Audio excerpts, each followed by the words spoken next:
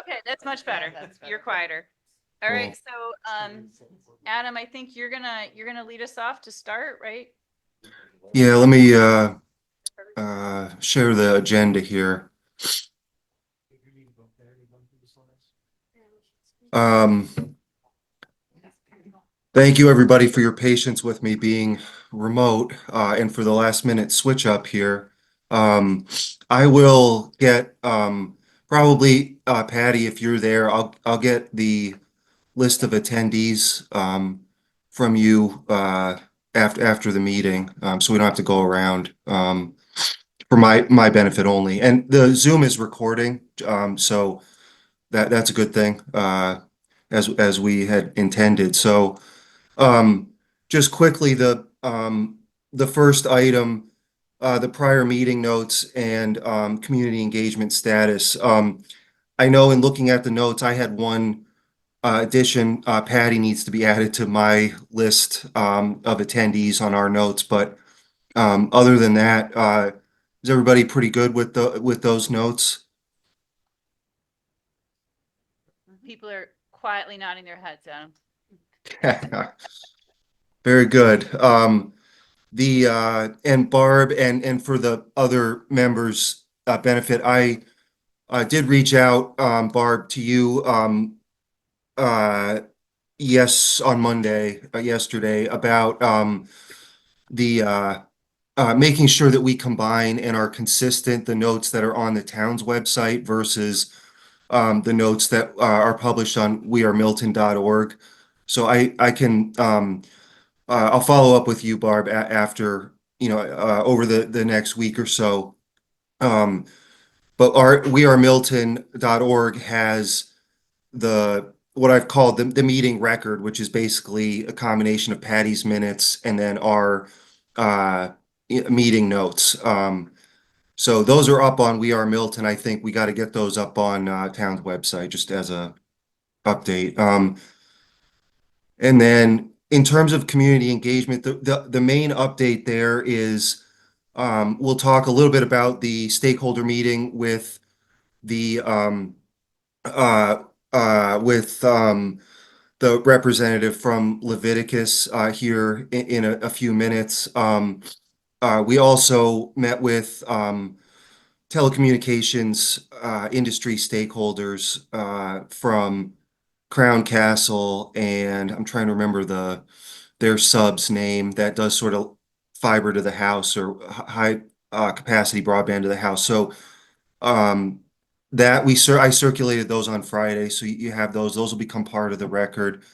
We'll talk a little bit more about housing tonight. And then we closed the survey. Survey says 540 responses. So over the next month or so, we'll reduce all that information, make it sort of available, legible, and then share that out with the committee, and I think also probably with the linkage study team now that we have the final survey.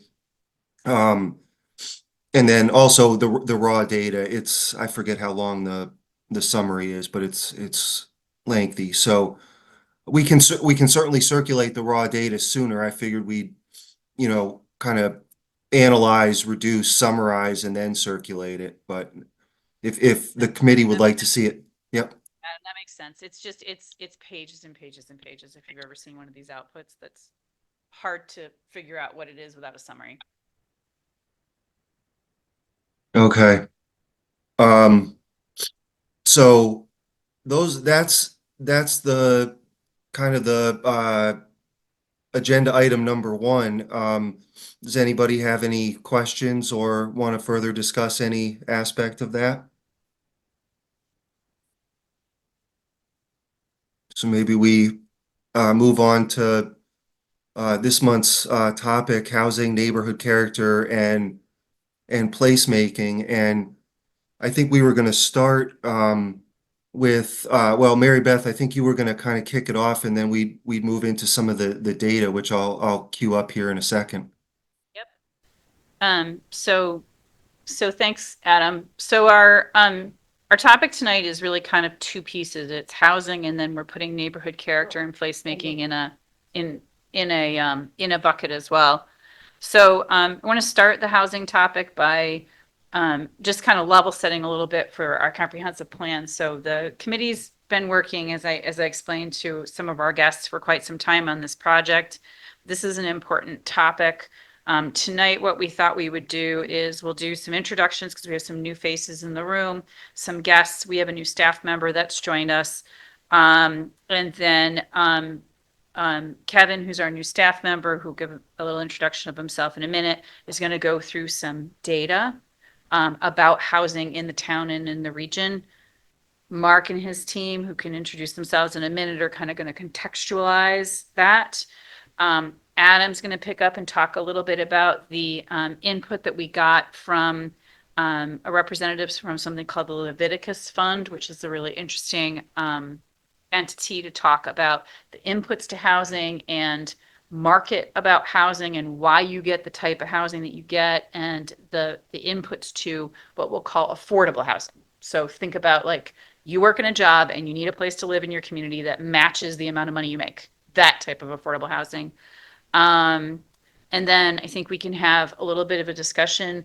Know that the housing discussion and neighborhood character and placemaking, this is the beginning of the discussion. These discussions are going to flow into land use, which we'll talk about in the new year, and then into all of our public meetings, because we need input from the public on these topics. But so this is the beginning, not the end. So with that, let's do some quick introductions. Is it helpful to you if we just go around the table, everybody? Who's everybody? Okay, so I'm Mary Beth Bianconi. I'm a partner with Delaware Engineering. We are the town's designated engineering firm, so we're helping them with the planning board, and we've actually never had to work with the zoning board of appeals because they're very autonomous. But we also help them with a whole series of other issues here in the town, capital projects and different things. And we're really happy to be helping the town with their new comprehensive plan. They haven't had one in 20 years. No, in 2012. There you go. So 12 years. 12 years. So John, do you want to? I'm John number one. There's four of us on this committee. John Just Bartlett. call everybody John. And I'm You'll the be fine. chair of the town planning board and member of this committee. I'm John number two, Munter. I was on the original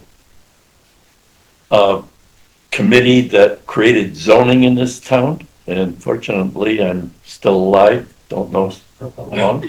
I've enjoyed being in this town for a very long time, and I'm very interested in the future of what's going to happen. My name is Lauren Ortel. I'm the environmental planner of the Regional Planning Commission. And my name is Mark Castiglione. I'm the executive director of the Regional Planning Commission. I'm Madison Herskell. I'm the GIS and data analyst at the Planning Commission. I'm John number three, John Olenek, Director of Economic Planning. Patty Kelsey, not a John. I live and have a business in the town of Milton, so I'm very concerned and happy to be on this committee. Barb Kerr, I'm deputy supervisor. I've been on the board, I think, into my 13th year here, and chair of the committee. John Miancini. I have no power, no positions, just a resident of Milton who has a small farm and looking to keep rural Milton rural. And a really nice hat. Thank you. Kevin Schwensfire. I am a senior planner with Delaware Engineering. I started back with Delaware just about a month ago. I was with Delaware for 5 years, and then I've been away for 2.5 years with a few other firms. I live in the town of Halfmoon, so very familiar with Saratoga County. For the way it's changed over time, and I'm looking forward to working with everybody. And Kevin has done a lot of comprehensive planning and planning for like DRIs, which are downtown revitalization initiatives, and New York Forward, which is where the state gives communities money to, do economic investment and things. So he's bringing back a really great toolbox and perspective, which we were happy when he called us and said, "Any chance that you'd like to take me back?" So we're happy that he's with us. Meg Soden, I'm a council member on the town board. I was the Chair of zoning board for many years. And Adam, do you want to introduce yourself? Yeah, sorry. Adam Yagelski, senior planner with Delaware, helping the town on the comprehensive plan update process and a few other things. I'm glad I'm able to join. Sorry, I'm not there in person. We're glad you're not here contaminating us. You sound sick. Yeah. Before Kevin jumps into kind of he's going to do some just sort of presentation of facts, right? Like analysis of census data and GIS data and those kinds of things. Mark, would you take a second to explain what your organization does, how you work in the region, what role you have? I think that that's informative to the committee and to the public about why we dragged you over here to talk to us. So the Regional Planning Commission was formed by Saratoga, Schenectady, Albany, and the rest of the county back in 1967 to do a variety of things. Today, we focus really on economic development, sustainability, clean energy, water quality, data and analysis, and strangely, we administer the region's juvenile secure detention system. But we receive about 18% of our funding from the 4 counties collectively, and the remainder of our funding comes from grants and other projects.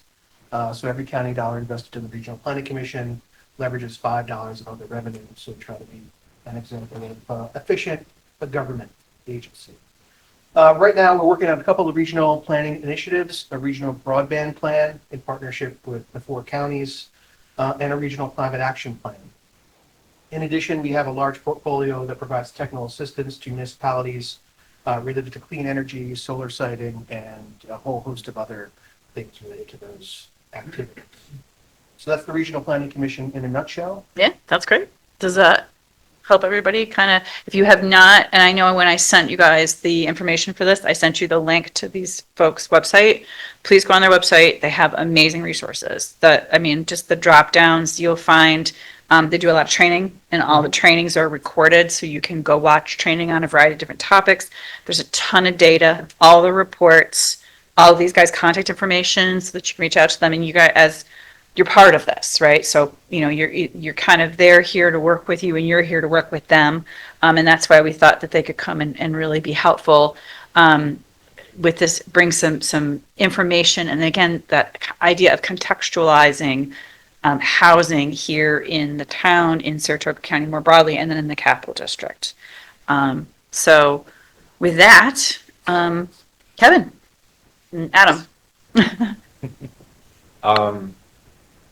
Yeah, so yesterday I sent out some data that we had compiled over the last few weeks. Adam, can you pull that up on the screen? Yeah, I'll start with the maps, Kevin. Yeah, start with maps. And I see some of you have print the map, which is great. So this first map that I've got up here is the municipal population change from 1990 to 2020. This is to give you an idea. We all hear about the growth of Saratoga County. The whole state, everybody looks at Saratoga County as like a large growing upstate community or county. That growth is not equal over the entire county. You see bright red, the ones that the municipalities that have grown very quickly, probably some of the fastest growing communities in the entire state, which is Hackland, Malta, Ballston, Providence, Wilton, and Northumberland. What period of time is that growth reflecting? From 1990 to 2020. Yeah, it's right on the bottom of the municipality population. There you go. Yeah. Oh, cut off. Oh, I'm okay. Gotcha. And so, yes, if you can't see the key, Is this yours? the red is anything over 40% of growth, all the way up to 121% nationwide. The next one down, which Milton falls into, is the 10% to 40%, so you guys are at 28%.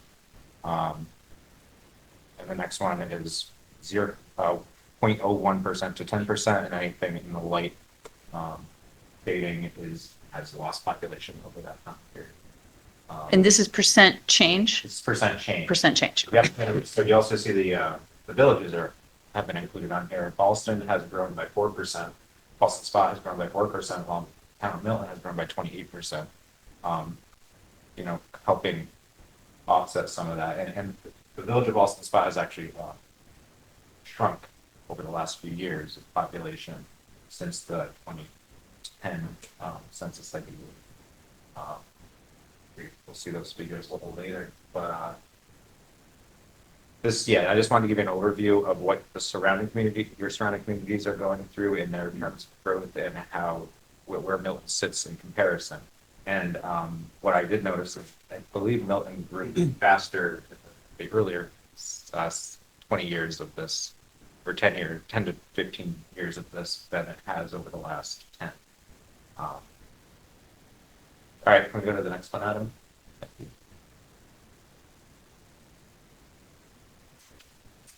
Well, this one's a very different map.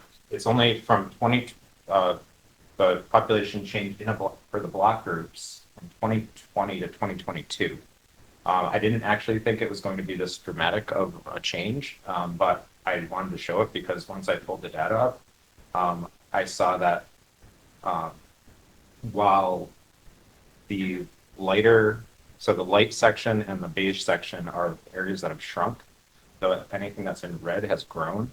And in Milton, the lighter red has grown by 6% over those 2 years, while the darker has grown by 11% over those 2 years. So can you just take a step back and first of all, the dashed box is the town, That's right? the town, correct. Okay.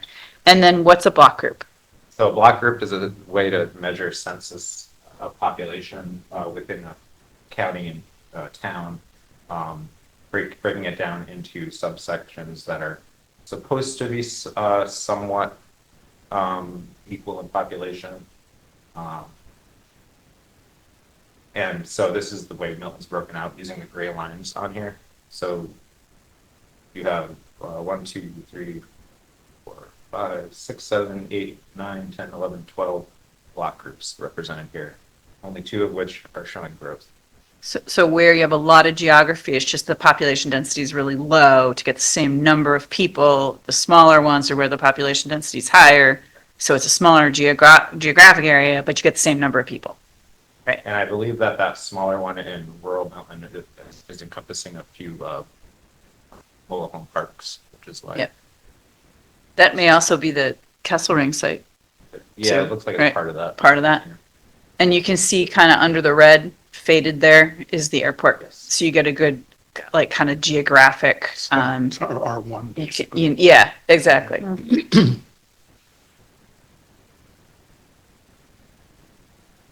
All right. Moving on to the next map. There's parcels within the town, any with housing. So according to your assessment. I also did include any farms that had a home on them as well in this. The different colors are are representative of the different property classifications from the assessment and the New York State classification. In looking at your town, we are looking at 85% of your tax parcels have a residence on them, one or more residences on them. So that's a pretty high percent. And within there, single family parcels with a house on them make up almost 75% of your entire town. So we're looking at a community that's very much a bedroom residential community first. And that's the sort of yellow Yeah. chartreusey, Sorry. funky looking color, mustard. Yes, mustard color. You will see that single family homes are typically represented in a yellow on most maps. So that's I did that way. The next map is now going to look at the change that you've seen in your residential makeup.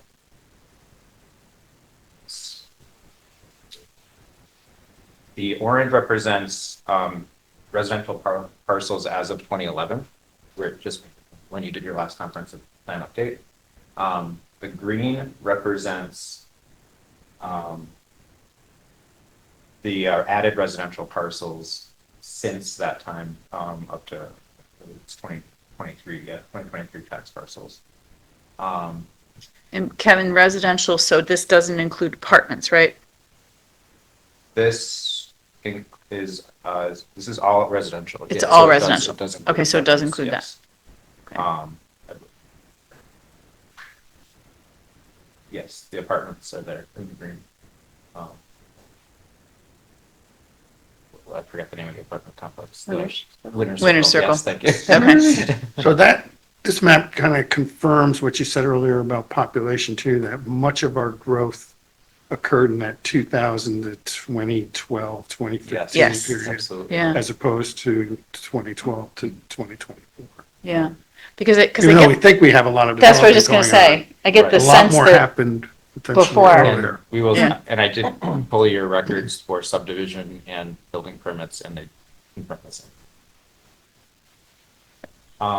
Kevin, what's the source of all this data? Where'd this come So from? this data all came from, this is actually a mix of census data of the decennial census and the, oh, I'm sorry, no, this actually came from this is all county and town data, So actually. real property. This is all real property Yep. data, plus I did utilize the building permits to Mhm. find the parcels. And then I was just gonna, I actually had updated this map, which I didn't want down here, but I added the single family building permits, which was 225 single family out of the green. Kevin, John has a question. Yes. So the white parcels then are vacant or agricultural parcels? They're either vacant ag or commercial, or they could be services, they could be industrial. Just otherwise classified. Yes, in- anything none. else that's not None. residential. None. But that's not to say that some of the residential parcels out here don't also have other uses, because you do have some mixed use. Yes. Yeah. Especially the agricultural. And then, so it went from 3,919 to 4,222 parcels, took a 303.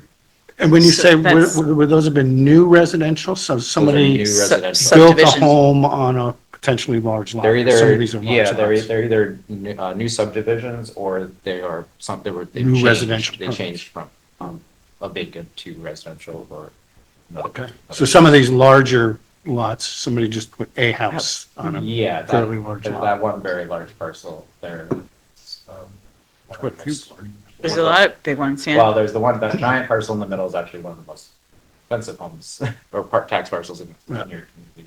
But I think there is just a single use on there. What was it, 4,200 a month? 4222. So that's 1,000, right? Is that correct? About 1,000? Is that right? No, 300. 300. Okay, Yeah. I'm sorry. So 39 to 42. Oh, okay, sorry. I missed the numbers. Okay. Yep. 300, okay. 3,919? And all of these maps and everything will go on We Are Milton. Yeah. So all of that data is on the bottom of these maps. And I will get the actual numbers. I just wrote that. All right, so let's get into the data a little bit. You have that. So the first graphic we're going to see here is median. So this is housing affordability. Affordability is the first area that we're starting with here. Median home value to household income. We wanted to compare to show how the income of, this is a pretty well-known thing. Income is not keeping pace with the values and costs of the world. This is just the year 2000, year 2010, and year 2020 decennial census. If we go beyond this, you'll see another sharp rise as we did there, because the during COVID is when the next bump went up, but we didn't want to show 2022 to 2023, when we don't have the other. Skews the data. Yeah, we didn't want to make it look too. So to me, I mean, when I looked at this earlier, I was like, okay, we all kind of know that the price of housing is outpacing people's ability to pay for it. But to see that the change in median household income is under 40% and the change in the cost of housing is over 60% really tells you something about housing affordability. And this is, again, this is not a Milton problem. This is an everywhere problem. And you can actually see on the bottom here, the median household income is steadily rising every, throughout this whole thing. But that jump from 2020 to 2022 is the same jump as it was from 2010 to 2020. So it is even more. That 2010 to 2020 up there, kind of flat lines on the, Yeah, that flatlines because we don't have the next. Right. I should say these are all in 2023 dollars. So I did adjust this. So if we were take that 2023 away, you would see that it would be more of a gradual or more of a straight angle. More of a straight line. Yeah. And I was just gonna add, when you, like for 2020, that's, about 35%, when you do the math on the ratio of household income to home values, which is, beyond the definition of, affordable. So those would be, in theory, the median household is, cost burdened with housing in the town as of 2020. And that has some additional data that we put out there in a housing affordability analysis that breaks this down to renters and people looking for a mortgage. Great. Cool. All right, next item.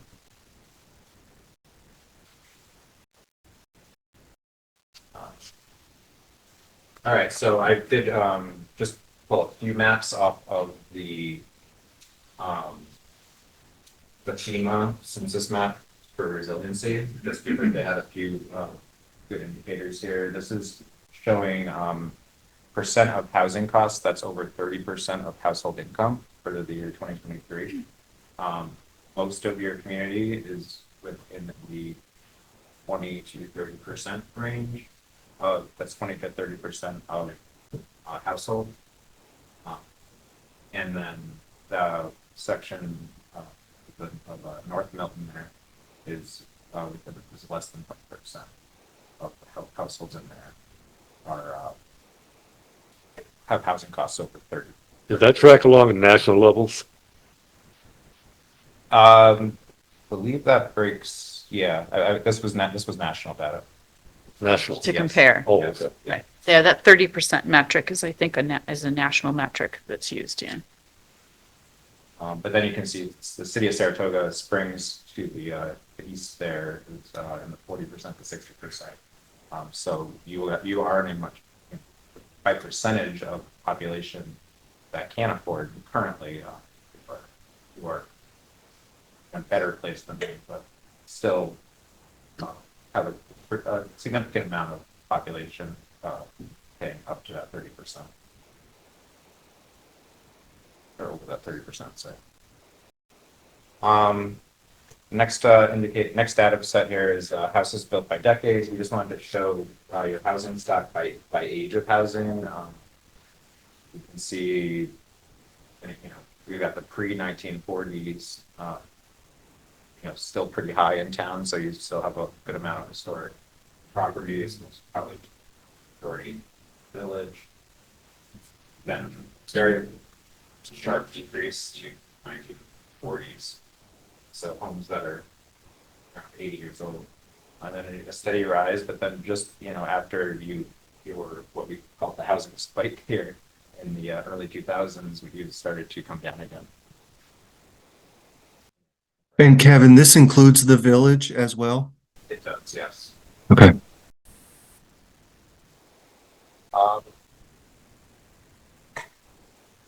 Okay, so the next graph, we have change in housing values from 2010 to 2020.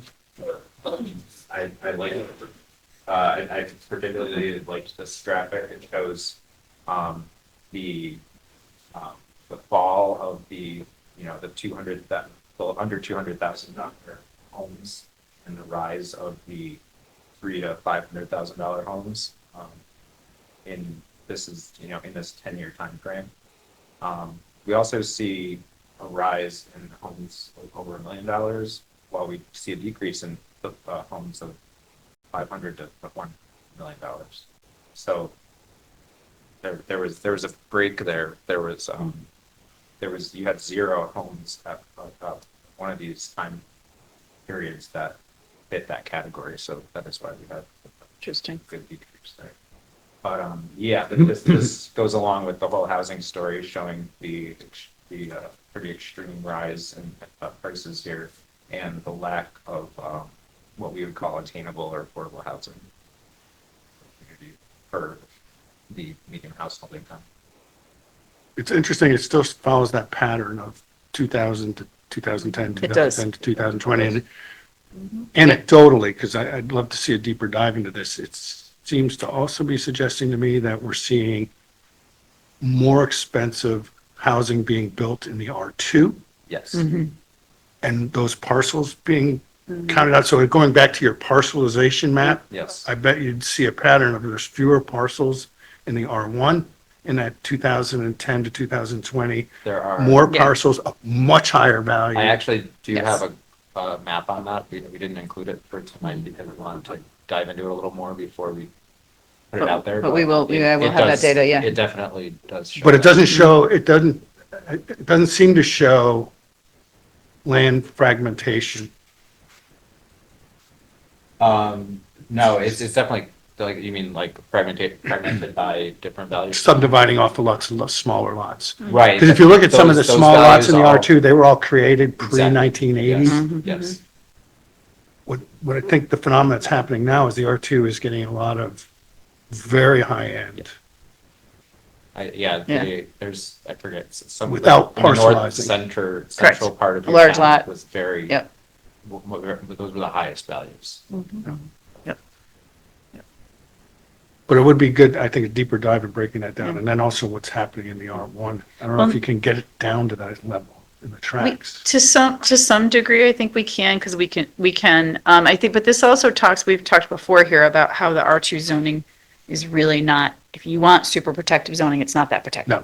Right? So I think it's always been looked at as this West Milton protective zoning, and with the availability of so much money, it's not, that's no longer a barrier for somebody coming and building a big house out there. So it kind of feeds into that discussion about why, if we really want to have protective zoning in West Milton somewhere out there, we have to figure that out and put some guardrails around that. So we're gonna move to the next map, which is mobile homes as a percent of housing units. Also within here, I think, so those are the mobile home parks, the yellow stars. So that cluster is where that one census block group was shown. Milton has a total of 18 mobile home parks. But what these shadings are individual mobile homes. So in the blue, we have I don't have the precise numbers, but somewhere between 40 and 60. In the green, you have somewhere between 3 and 10. 3 and 10 what? Oh, percent of housing units? Yeah. Percent of housing Yes, units, yes, okay. yes. Yep. And then in the yellow is 0 to 3. I'm not sure if there's any mobile homes in the village, but Just for everybody's interest, and you guys might know about, but for a long, long time, it may still be the fact, Saratoga County had more mobile homes than any other county in the state, Still true. by a lot. And Milton had more mobile homes per capita by the town than any other town in the state. By a lot. Back in the I know half of them late had a lot, 90s. so Yeah. still have a lot. And it's interesting because one of the things the zoning did do in the early 2000s was clamp down. So you can't have mobile homes on individual lots anymore in Milton. And in the parks, they were limited to those parks that existed with a 10% expansion. We've lost a few parks in that 20-some years. Yeah. But the other thing is the parks that are there have become these really well-liked neighborhoods. Yeah. Mhm. Mm-hmm. And it is a real affordable, Mature Housing neighborhoods. option. Yeah. well, they've done a lot of transition. I mean, a lot of the Mhm. park owners have invested quite a bit in. I mean, there's been some enforcement things that have had to be done on sewer and water, but a lot of them have invested in it. Mhm. And you've seen a lot of transition of the individual homes Mhm. where people are bringing in newer, nicer homes, Yeah. replacing outdated, Yeah. older ones. And if you talk to any of the people in there, they like their neighborhood. Yeah. Yeah. That's Yeah. good. Yep. So the rest of the data here, I'm just gonna run through, a little quicker because it all feeds off of this chart mostly. So this is 2022 in the pie graph here, it's a breakout of housing units by type. So that's one single family attached, single family detached, 2 units, 3 to 4 units, 5 to 9 units, 10 to 19 units, 20 or more in mobile homes. These are census categories.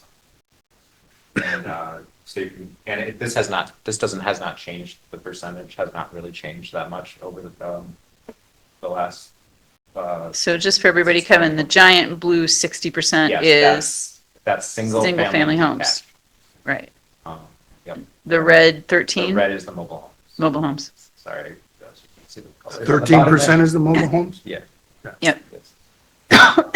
Yep. Yeah. So sorry, that was. Yeah, it's I was it's going really clockwise hard from to the see blue. the colors from back Right, here. right. So the orange is the single family attached, the gray is 2 units, yellow 3 to 4. The other blue is the 5 to 9. The green is the 10 to 19 units, and the dark blue is the 20 or more.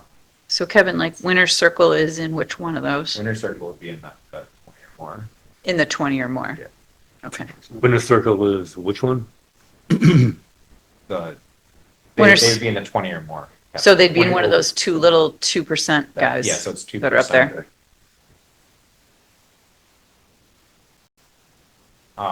Yes, so. There. So yeah, you can see the numbers on the bottom. This shouldn't be surprising anybody. Is anybody surprised? No? Okay. So you've had substantial change.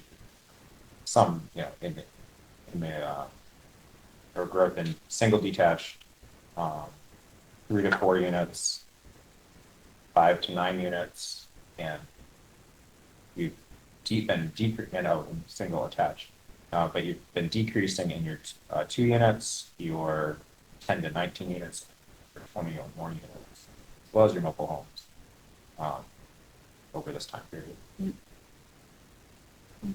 All right, so the next a series of graphics just kind of illustrate that chart.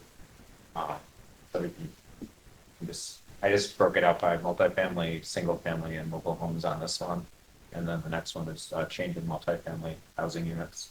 So this is all the multifamily. These are the subsections of the multifamily.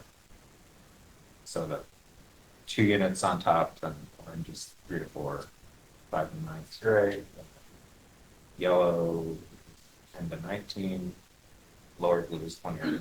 This is showing your trends. Clearly see that the 3 to 9 unit is have grown while the others. And that's, I assume, a series of market pressure for that type of more homes, those lots, as well as costs of single family homes. And then finally, on the last page here, we have the data that I received from the town. Total subdivision. Oh, I'm sorry, I skipped that. That's the total housing units. Versus total households, owner occupied units, and renter units. In vacant housing. So there you can see everything is actually rising. Some things are rising faster than other 5%, while other things are rising much faster by the numbers. But I put the percents on the side of this graph just so that you guys had a sense of, you don't have a high vacancy number, but the, the increase of 300 to 400 is a high percent of vacancy when that was numbers. When you say vacant, would that just tend to be rental units that aren't occupied in the month that the It could be data was rental units, it snatched could be housing that's seasonal, it could be, sparsely used housing or just housing that's, has been abandoned.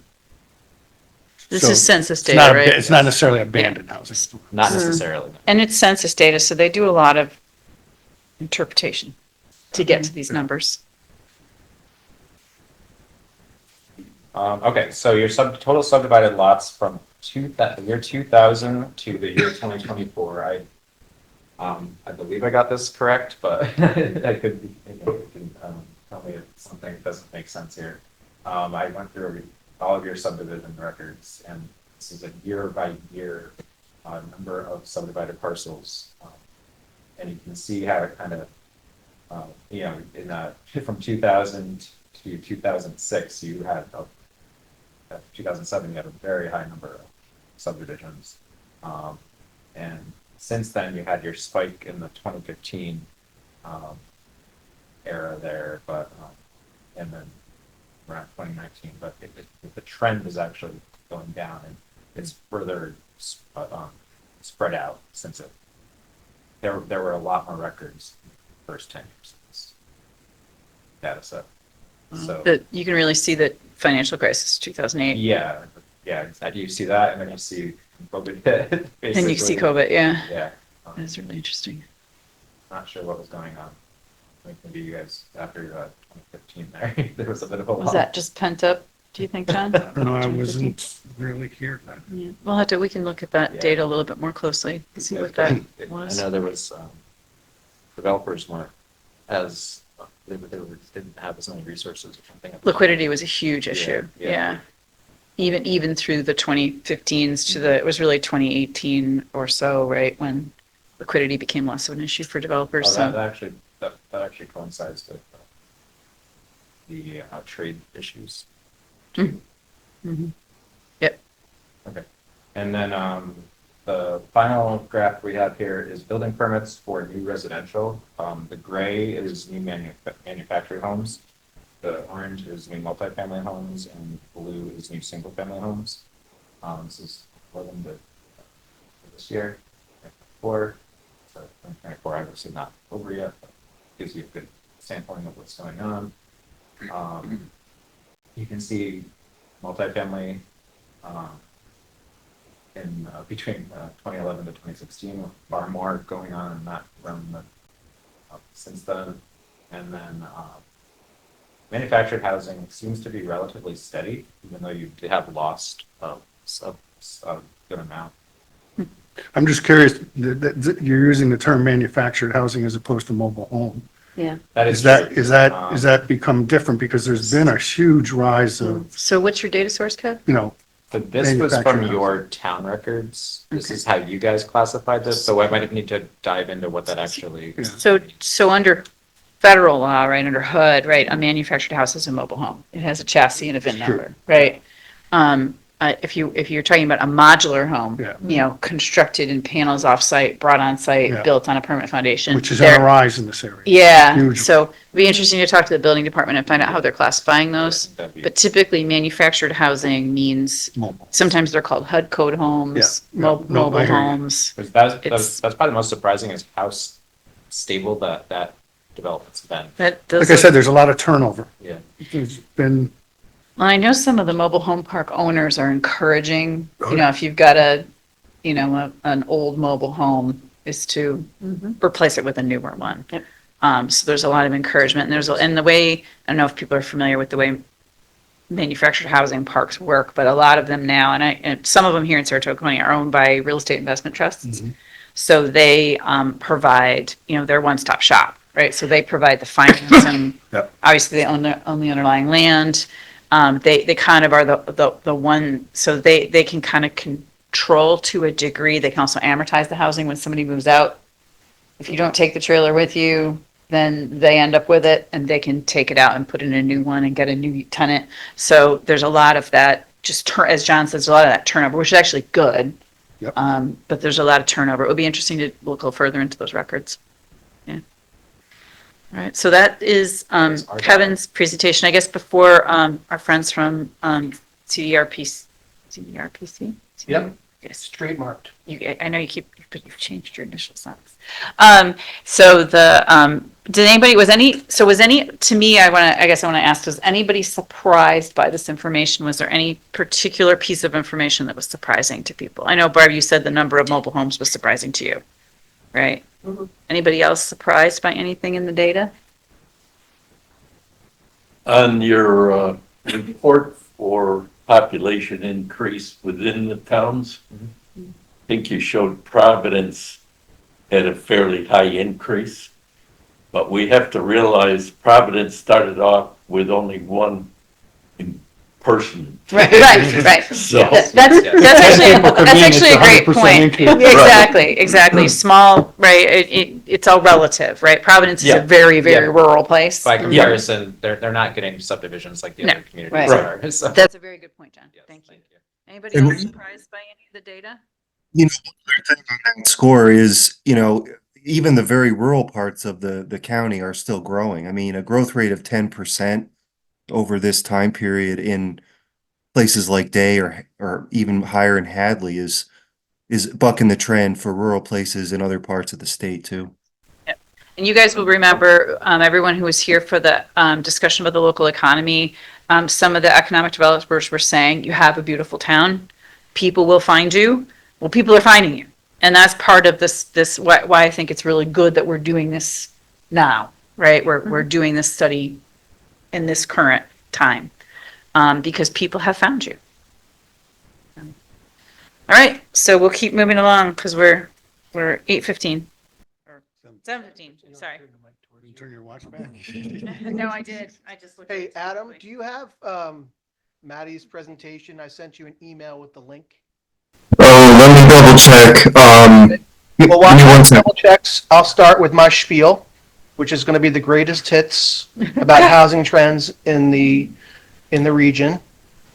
So we have in our region what's called a polycentric region by planning nerds, and that simply means instead of having one major city with suburbs around it, we have 4 cities, and the suburbs kind of fill in between the cities. And that has been a trend since time immemorial in our region. Household sizes, households are getting smaller, families are having less children. That is a national trend. Counter to what some people might think, our region is really a long-term soft housing market.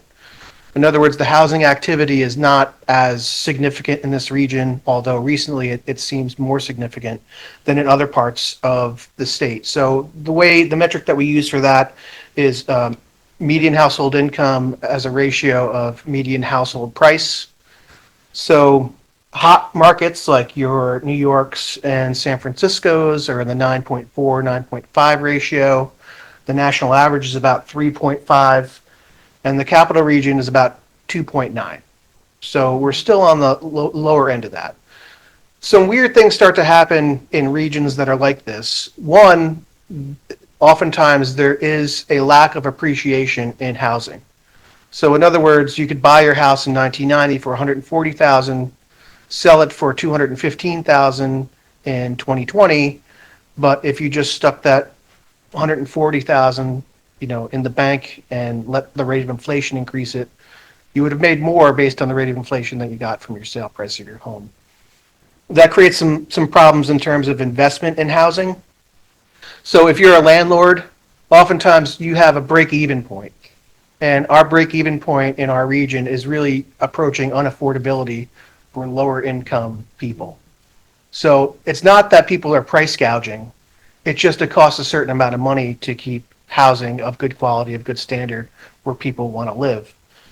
There's also the issue of people not building starter homes anymore.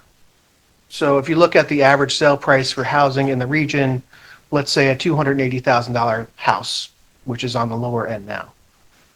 Well, the average cost to just build a 3-family single-story house without a garage is about $400,000. So the existing housing stock is really providing the bulk of the affordable housing for home buyers. And the new housing, if it's being single-family, as you saw with the data, are more high-end, more expensive housing. which people looking for house starter homes are simply priced out of. The other dynamic, which is, I think, the other side of the coin to that, is that we're seeing more multifamily being constructed, but more multifamily being constructed not in the center cities, but in areas that are not served by transit, are not close to job centers.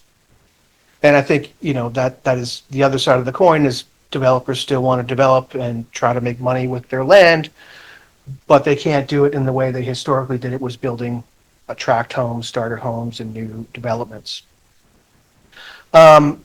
Another phenomenon, which certainly is happening and has happened in the Capital District, but happens all across upstate New York, is the phenomenon of sprawl without growth. So sprawl is a development style that's typically spread out, defined by single-family homes, spread out over the landscape. In our region, between 1995 and 2015, our region consumed acres for single-family homes at a rate 5 times the population growth. So that means for every person coming into the region, 5 acres of land was developed for single-family homes. We touched on it. We have an aging population, and this is across the board. The boomers are aging, and most people who are getting older want to age in place. We are also at the same time seeing an increase in the percentage of seniors who are living with a disability and seniors who are living alone. There are double-digit increases in the percentages of seniors living alone, particularly in the rural areas, but on average. Short-term rentals. Your neighbor next door, the city of Saratoga Springs, I saw a presentation where somebody said 30% of their single-family homes are being used at some point during the year as a short-term rental. It may not be an issue right now in Milton, but it's something certainly to keep on your radar. How to identify short-term rentals, how to regulate short-term rentals, how to guard against short-term rentals becoming a significant part of your town's housing supply. And then I touched on it before, there's the affordability gap. And with lower income households just simply being unable to afford the average rents, the break-even point of what people can rent their properties for, let alone being able to afford a mortgage on a single-family home as a single individual or a family. So that's what Madison is going to get into a little more detail, building on Kevin's presentation. We'll just take a look at how this region stacks up in terms of what renters can afford, what they can't afford, and what potential home buyers can afford and what they can't afford. Yeah, so Adam, you can skip through. Yeah, we don't have to. This is all available on our website. We have a bunch of interactive maps. This one's just showing our aging population of each of the municipalities and villages in our 4-county region, as well as our population projections by age cohort, which is the crazy kind of looking chart you see on the left-hand side. And we can send this link to the committee for your review at your That'd be leisure. great. Yes, it's difficult. I don't have access. Can't scroll. You can go to the next one. Similarly looking, this is the population 65 plus living alone, the change from the decennial census in 2010 to the census in 2020. Again, we'll send this out. You're able to click each municipality and take a look at the change over time.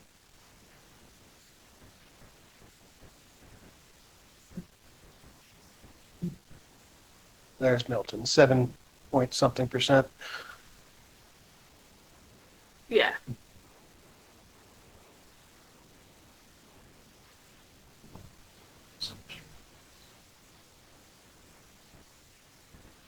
Is that good? Yeah, sorry, you can go to the next one.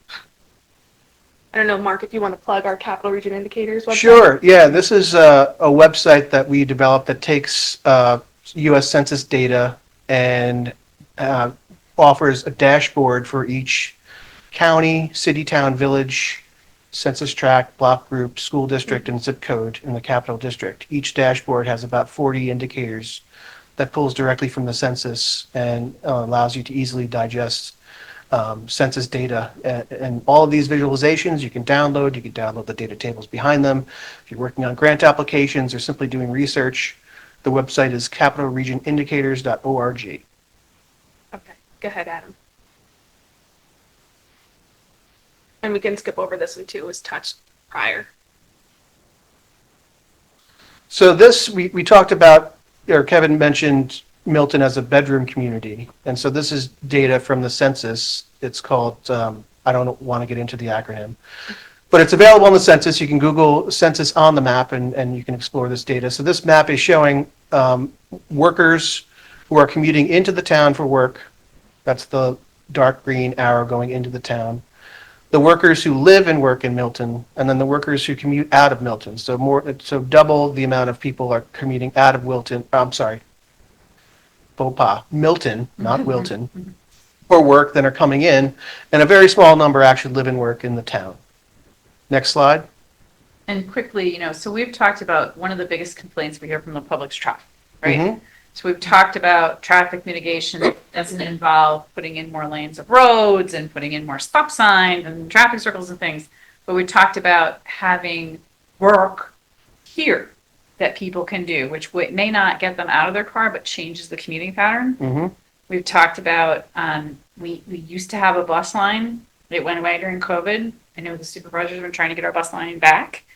Because a lot of people have asked about that, which what would help. I don't know that it's so much a commuting thing, but it is a sort of a way people are using to get around Mhm. the area. We've talked about, I guess, the mismatch between the housing availability and the people who could work in the job, like that jobs housing imbalance. We've talked a little bit about that, and this is really helpful in our discussion as we look into the future of Milton and say, what should we be thinking about as a community, right, for land use? Mhm. So thank you. Sure. So this is just a bizarre map that shows where most workers in Milton commute to. So you'll see the dark blue area is Saratoga Springs, so a fair number of people are commuting to Saratoga Springs. The second biggest place is down in Boston. You'll see a number of people commuting down to Niskayuna, Rotterdam, Amsterdam, Colony, and even people, believe it or not, commute to New York City for work from here. But powerful tool to see where people are going because it would help you understand the traffic patterns of this area. I know the Transportation Council, it's our sister agency that focuses on transportation, is updating their travel demand models. And so that might be a resource that the committee can tap into at a later date. Interesting, it's very much less Albany. Yeah, County, Albany's, which would be yeah. state workforce driven. Yeah, Albany's not in the top 10. Well, I think the Boston stuff is probably county government to a degree, right? Yep. It's a county seat. The schools. Schools, right, because they're there. But it is interesting because when we look at the traffic data, like we just look at AADT, right? What a lot of it is just people getting on the main arteries, right? And it kind of to some degree, we sort of don't, once you get on there, we kind of don't care where you go. Right. It's the when you're leaving from your house to get to that artery, whatever it is it Route 50? Is it the Northway? Is it, we look at those patterns and we talk to our dear friends at DOT who want to put traffic circles everywhere. Dear friends. Dear friends. Right. So some like the traffic circle that's going right now on 29 is largely due to the industry stuff that goes on up there, all of the mining, which is just expand. Right. So that's a big issue. But they have gotten CMAQ money for a traffic circle on 50 and North Mine, which that does back up horribly. Like horribly. In both directions, depending on, but it's a commuter thing because it's right one direction in the morning, the other direction at night. So, all right, next slide, please. All right, now we're jumping into the housing affordability analysis that we had done over at City RPC. This is looking at our 4-county region. We're Rensselaer, Albany, Schenectady, and Saratoga. You can see they're broken out by each individual bar chart on the bottom, as well as a capital region total on the right-hand side. And this is looking at the change in the number of renters and occupied housing. There's about 1,000 more renters living in occupied housing over these two time periods, and there's a jump in the capital region of about 9% increase in renters. Next. So that just kind of sets the background scene. We took a look at BLS data for how much renters are making in our 4-county region. You can see in Saratoga County, The hourly renter wage is around $20.81. So that's kind of one piece of the data. The second piece we looked at is fair market rent from HUD. And the reason why you're seeing the same numbers 4 times for each of the counties is just because it's looking at an MSA region. It doesn't get any granular than that level, so we utilize the same number for each of our 4 counties there. NSA is Metropolitan Statistical Area, so it's our bigger. Correct. It's our 4 counties plus Schoharie. Yeah. Basically. Thank you for that. And you can see in Saratoga County, the difference between those 2 values is around 6 cents, so not really that much. If we're looking at that at a monthly scale, we're looking at a surplus of $3, and if we're looking at that annually, that's only $125. The average renter is making above what their rent is costing them. And just like contextualizing it, thinking about if there's a medical emergency or your car breaks down, that's not a lot of financial flexibility for renters really in any of our regions. You look here. at this data for age as well. I didn't break it down by age. But there's a stat out there, I don't know if it's changed recently, but I forget how many people are $400 unexpected expense away from losing their housing. $400 separates them from their housing. So that could be your car breaks down, it could be a medical, and a lot of it's medical, it could be anything, but $400 can separate you from your housing in a heartbeat. Yeah, and the hourly renter wage, we're assuming that a renter will spend 30% of their income on housing, which a lot of times that's just not the case at all. Not That's really. just right. It's how affordable is defined. You can go to the next slide, please. Then we took a look at home ownership and people's ability to afford mortgages. So similar looking chart to what we just saw before for renters. Now we're looking at the change in number of owner occupied houses. Again, we see that increase in Saratoga County. They have a pretty high base level data or stock of owner occupied housing. And then on the right hand side, we see a slight increase in the capital region as well. You can go to the next slide, please. All right, so without getting too far into it, we took a look at the MSA's area median income, which comes from HUD. And we broke that down to what the area median income is for one person, so a single person, and then for a 2-person household. And we calculated what that person will be able to afford. What is the mortgage that they can afford? And we made some assumptions based on other reports and other available resources available to us. So you can see those numbers up at the top there. And again, it's the same for all our 4 counties because we're looking at that MSA level. So that's the first part. What can people afford based on income? And then we're looking at the bottom chart now. What are homes going for in the region? And this comes from GCAR, which is the Greater Association of... GCAR's Greater Capital Area Realtors Association. That was good, thank you. So that comes from the end of the year data that they produce, and that is broken down by county. And you can see that Saratoga County, the median sale price of houses is around $400,000, which is the most out of our 4-county region. And then we make some assumptions here of a 6% down payment, and then Favorable down payment, great. yeah, and then what that mortgage is to afford that median home. Next slide, please. And then similarly to the renter data that I had just shown you guys, we calculated the difference. And you can see here Saratoga County for both a single household and a 2-person household, there is a fairly large deficit in what people can afford and what the sale price of homes are in the county, which I don't think is too much of a surprise there.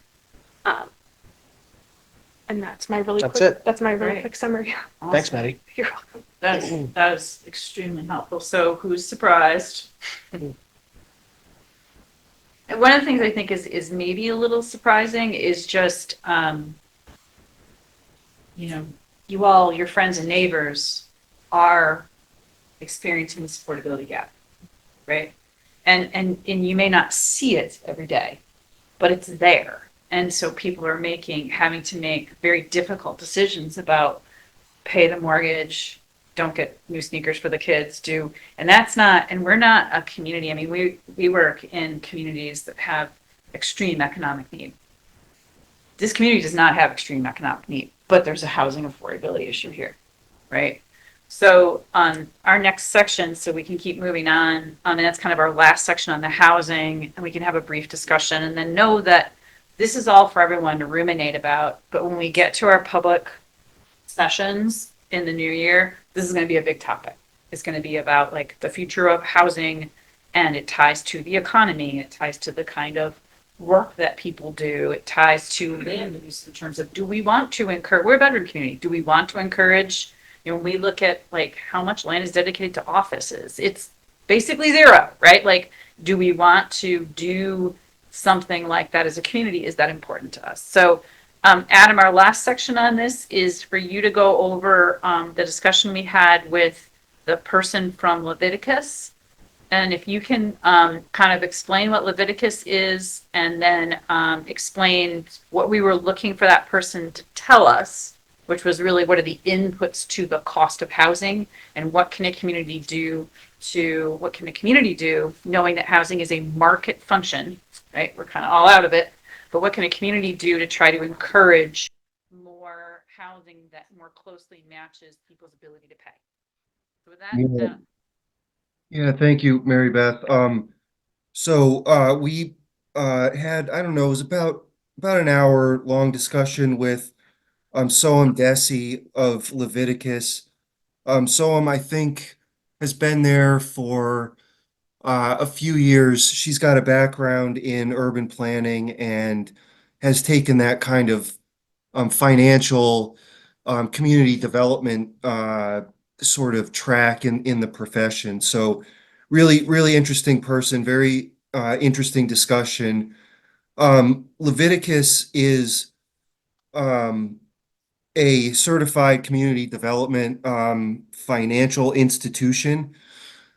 So what that means is essentially it's a vehicle for those who need to and want to make investments in you know, historically underinvested areas, can provide them money, and then they provide that as loans. You know, they have expertise in terms of the process to build housing. They do some other community development type work, but mainly what Soam said is they're focused on 100% affordable housing projects. And CDFIs really grew out of the Community Reinvestment Act. I think that was of the 70s, which kind of addressed the history of redlining. And so there, you know, I'm not going to have all the details, but there are certain banks and other financial institutions that must, under that act, provide a certain amount of capital to specific geographies. So Leviticus, I think they're one of like, I don't know, 12 or 1300 of these around the country. provide the link to their website and to all of their data, which is really good for you guys to look at. Yeah, so they, like I said, their focus is 100% affordable. And while on their website, we didn't get too much into the definition of affordable. Some of their studies use the standard 33% of income for purchasers and 30% of income for renters. So that's kind of what we're talking about. The other piece to what they do is they work on projects and support projects where there are services wrapped up in those housing developments. So for example, you know, if a portion of the project is intended to address issues around, you know, on the unhoused population, you know, there might be case management services or other types of stuff that that might be part of that overall package, which gets in, you know, can get complicated. So the loans that they do, they provide the pre-development costs, which is sort of, you know, site acquisition, permitting, planning, design, that type of stuff. And then they will support, I'm sorry, site acquisition as well, so that's land purchase. Um, and then they also support construction. The inputs that we talked about are similar to that for market rate housing, right? It's land, permits, entitlements, construction, materials, labor, capital financing, in profit. In the case of some of the affordable housing projects, they do the services piece I just mentioned is a little bit different. And then also their financing is much more complicated, both in terms of the types of funding sources that they might need to tap into, the mix, not just private capital, but government funding sources or tax credits and the like, but also through time of the project. So one of the things that so got into is some of these projects, in order to make it to keep the cost to the housing consumer affordable, reasonable, they have to leverage all these different sources, and that also means that they're different at different time periods. So it's very hard to get funding for the pre-development stuff, the permitting, design. And then after you get through that, then you need to finance the construction piece because you don't have anything and you need to build an asset that you're going to finance. And then, once the project is so-called stabilized, which means you've basically got, 90% of the units occupied, then you sort of go through what's called a mini re-underwriting process where you look for long-term financing. And so there could be different sources of those, and then delays or cost issues at any step of that along the way can create challenges in terms, especially at the conversion phase, but also the lack of, or the sort of comparative paucity of funding to support pre-development activities. A long dragged out permitting process, can really affect a project like this. And similarly, if there are delays during construction, the funding agencies or the underwriters of that, you may need to come out with another loan or this type of thing. So these projects can be more sensitive to those time period, those sort of temporal aspects of it. Um, excuse me. Sorry. The last thing that we kind of talked about was policy inputs.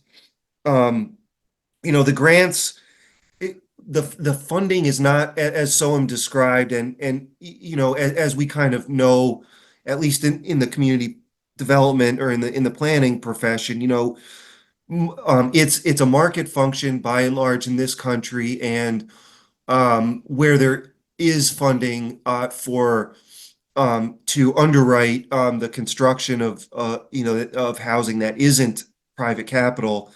It's mainly at higher levels of government. It's usually the state or national, HUD or HCR or that it's higher levels of government. Not usually at the local level, although the local towns like Milton and other municipalities control is the process and kind of have a huge say in the where. And so some of the tools that that we kind of talked about was zoning incentives. You could think about density incentives.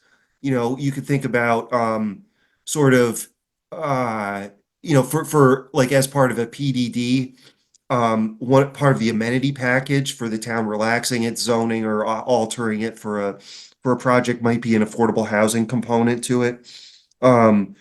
Another thing that we talked about was sort of the infrastructure piece. oftentimes developers have to carry those costs. And we, I mean, we sort of expect that.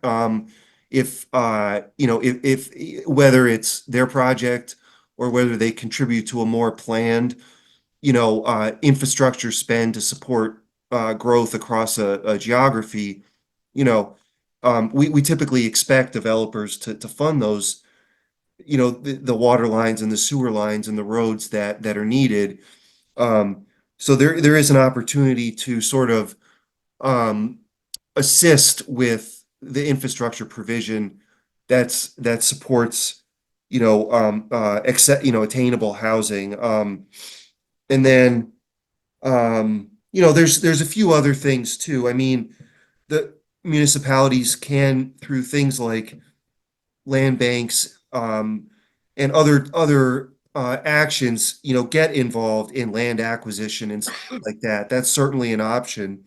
Um, and then one of the things we talked a little bit about in Leviticus, actually, I'm trying to remember the name of the project. I think it's Cateros Creek, Mobile Home Park. They were involved in, um, sort of converting, I believe it was after the park was created, and they supported converting that park from like private owned, investor owned to, I believe it's owned by, the community that lives there, the land and the park. So Right here on Middle Line Road. Yeah. down- I thought it's right south, isn't it? Just off of Geyser, south of the town Off the Geyser on Middle Line. on Middle Line. Okay, I'm sorry. Um, and that's kind of an interesting, we talked a little bit about, mobile homes, providing a portion of the, attainable, affordable housing in the community, in the county.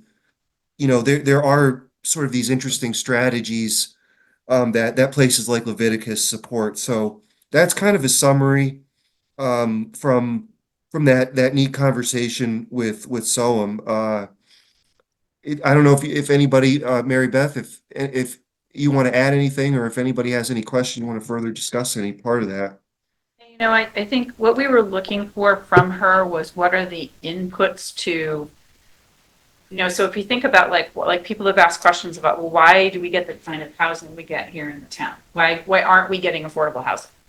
And I think what was interesting to me was in this conversation with her, some of it's just simply situational, right? Where we are, we're in a relatively high land cost area, right? And it's a market function. Town's not out going and finding people to come and build high-end housing. People own the land and they have a right to build on their property, and they're building within conformance of the town's code and all the other laws. And so you're getting what you get, right? Because it's a market function.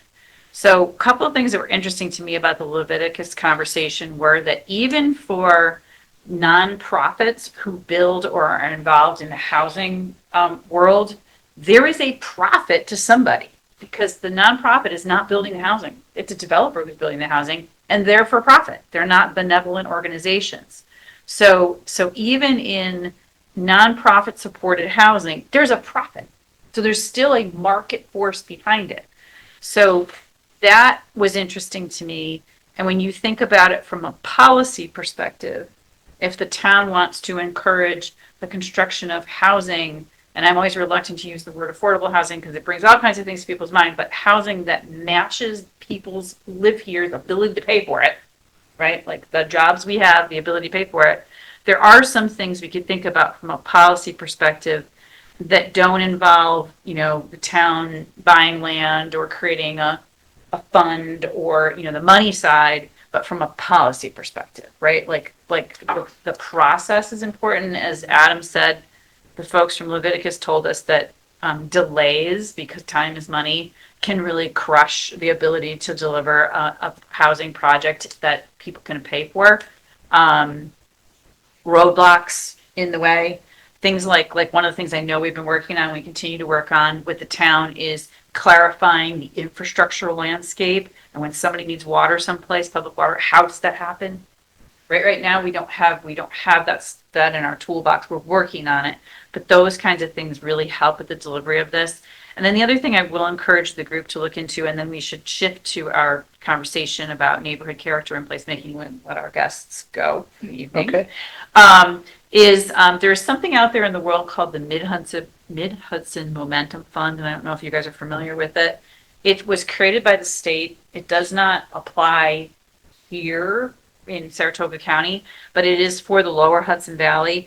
And it was exactly as Adam said, it's aimed at funding infrastructure so that the developer isn't having to make that as part of their, when they do their pro forma, oh, I got to build a water line, a sewer line, a road.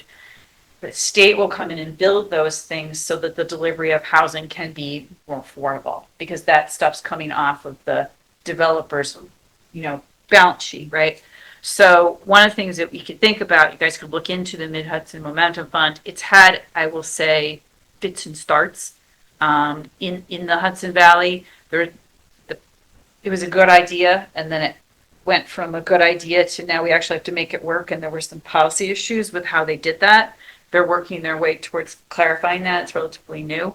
But that kind of a thing that we could talk to our legislators about and say, hey, you've got that in the lower Hudson Valley. What about us? When we look at our stats here in the Capital District, maybe we deserve a Capital District Momentum Fund, because when we, if you were building Global Foundries, right, state will fall all over itself to give you hundreds of millions, if not billions of dollars in tax incentives and real money to build your infrastructure, because you're making jobs, right? But we don't have something that is companion for building housing. So that's just something we can think about. So I think there's a couple things we can think about from a policy perspective, but we can also think about some advocacy more broadly. How's that Mid-Hudson funded?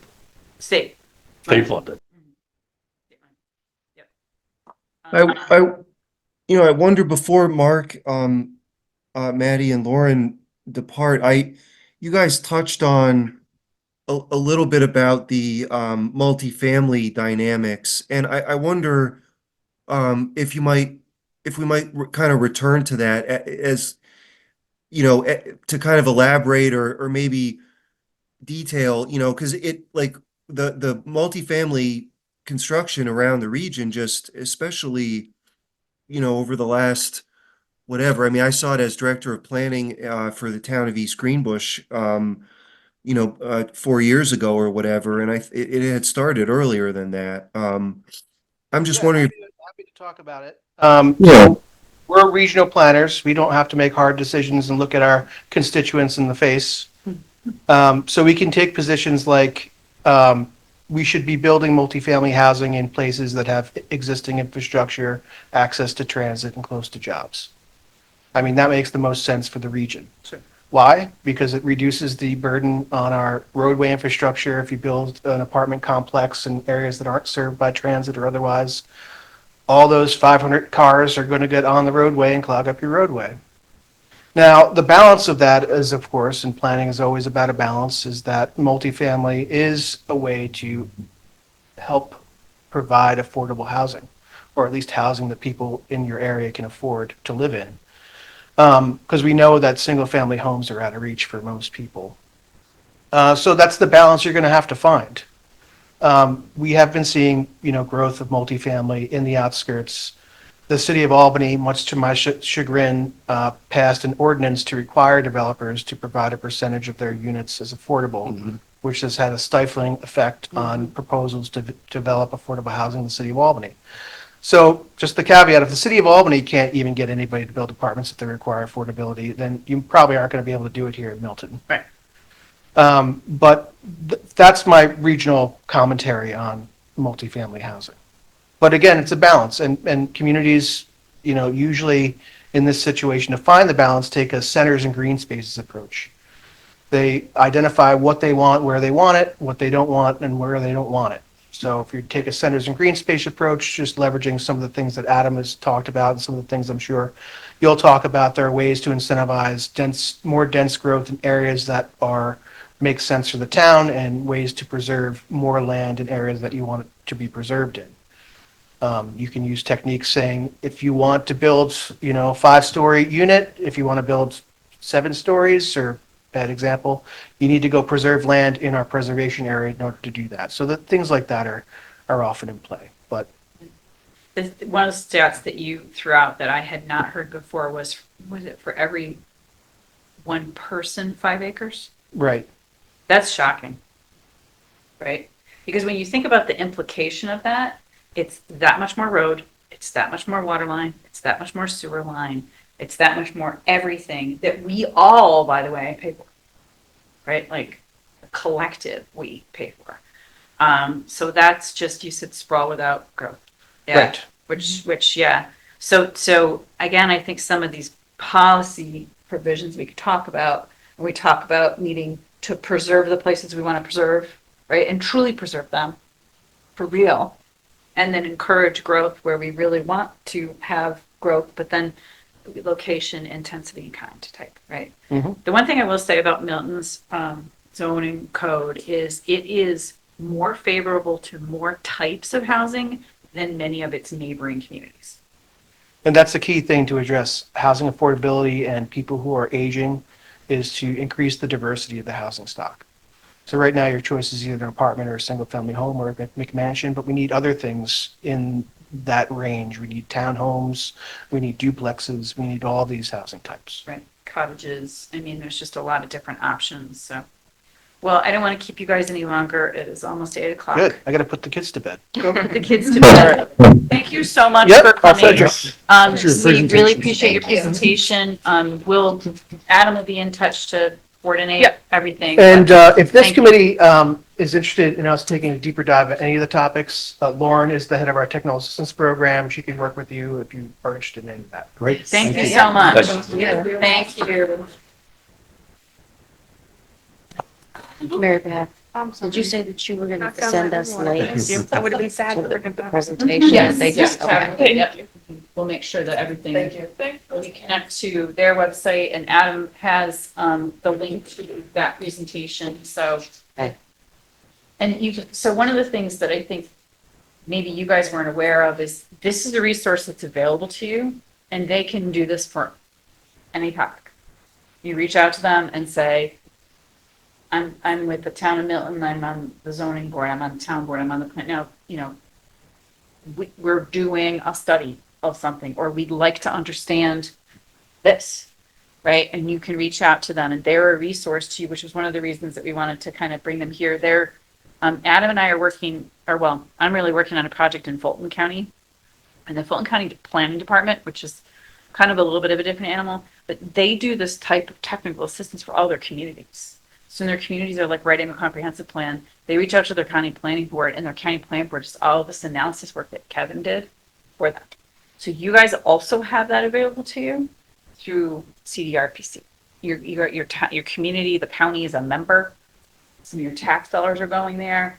Their website is spectacular for the public. They have a ton of information, just a ton of information on there. And a lot of their mapping is not static, just like how in our We Are Milton, you can click the map and it will give you information.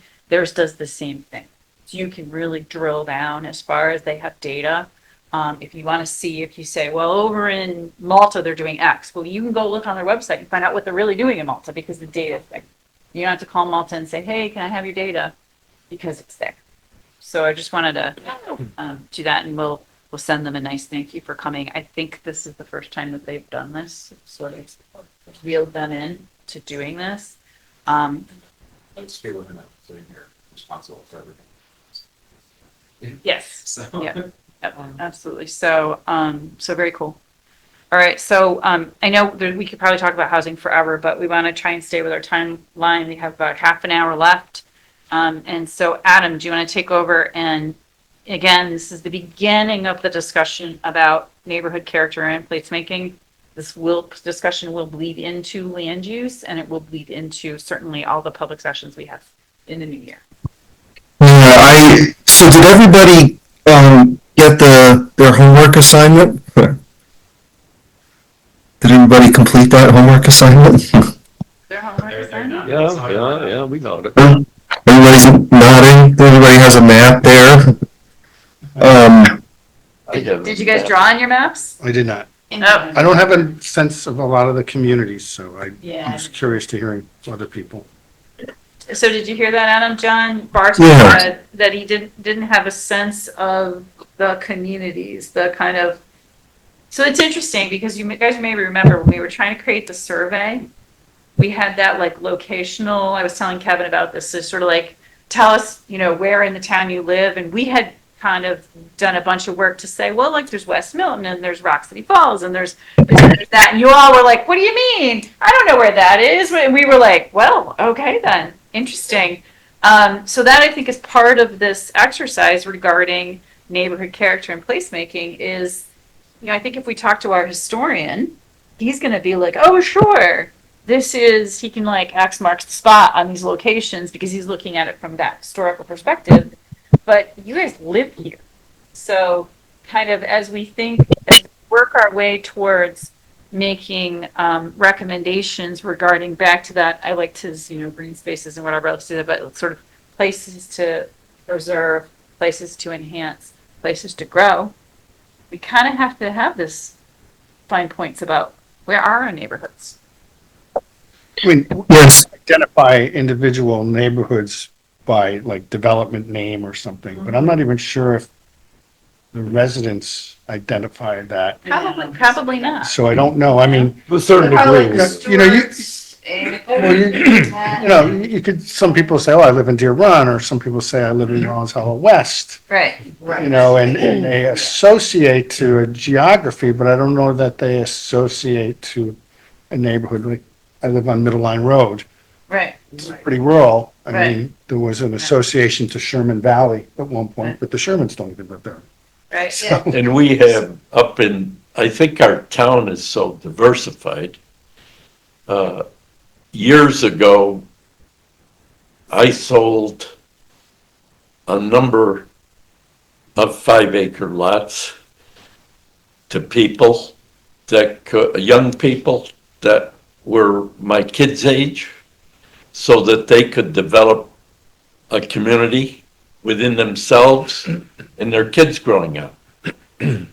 Very small community, and they call themselves, they have license plates, WH, which stands for Wood Hoods.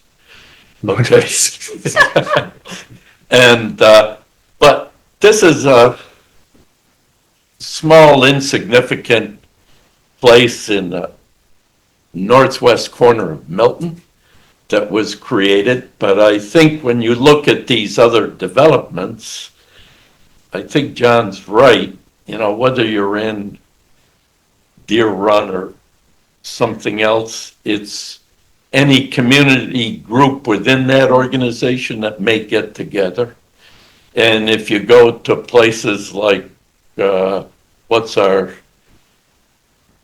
place up the street called with all the apartments winding, Oh, wow. Winter Circle. yeah. I mean, that's a different cross-section Right. of people within themselves again.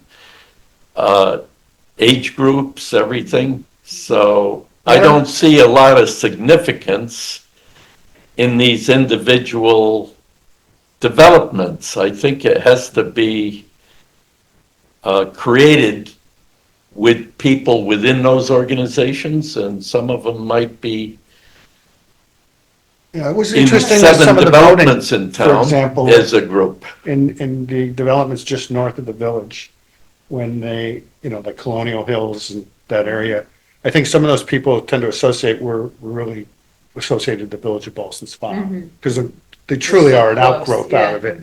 And so I think some of that happens, but I don't know, I mean, obviously there's West Milton, there's Rock City Falls, there's individual tracks or smaller groups of tracks that some people may identify with, but, So Adam, and you're asking about sort of neighborhoods and places. What were you trying to achieve in asking about identifying those geographies? Yeah, so neighborhood, versus community is, there is a distinction. Neighborhood is more of a spatial, construct. It has to do with the physical environment, whether that's the built environment or, the natural environment. It does have, a social component to it, but you can typically draw a boundary around a neighborhood, whereas a community might, live there, or multiple communities or overlap. So that's kind of the first premise. The what part of what we wanted to get at here is, I think we just talked about, I don't know, if 4 or 5 different types of places, the hamlets are one, um, the village, sort of neighborhoods around the village that are, different, and more associate with the kind of the grid and the form of the village, more compact form. We talked about Deer Run and some of and Winter Circle, which, are some of the newer developments. But they were, they connect to the town, but they also have uh, their own identity and their own feel. And then, kind of the more rural, like Middle Line Road. I mean, that's a pretty broad neighborhood. I don't know, John, if you know everybody on Middle Line Road, that cuts across the whole town. Just a segment of it. When I was 12 years old, I knew everybody. Yeah. Today, I know nobody within a half a mile radius of my house. And that's why Yes, times have changed. right.